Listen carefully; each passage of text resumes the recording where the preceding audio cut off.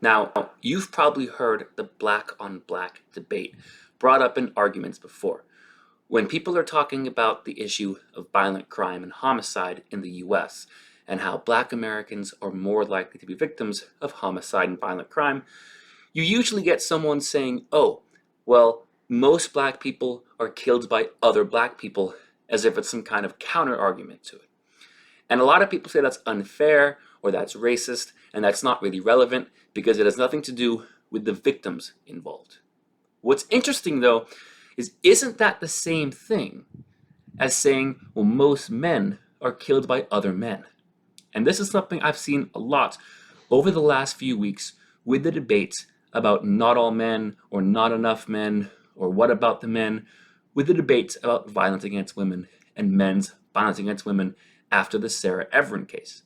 A lot of people are saying, well, men are more likely than women to be murdered, and most victims of homicide, most victims of murder, most victims of police brutality are men. And then a lot of people are countering saying, oh, but those men are killed mostly by other men. That's true, but now here's the question I have. Why is that different than the black on black argument? The men on men argument and the black on black argument. Why are these two things seen as different?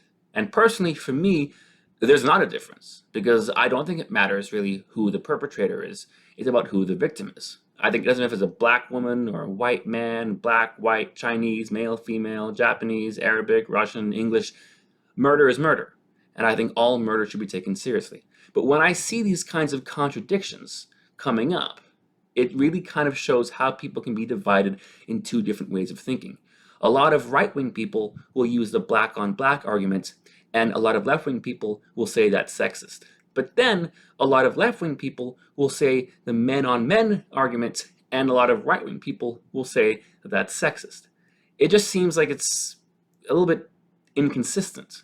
And I look at something like that and I say, this is what we get when we have this sense of us versus them in politics and society.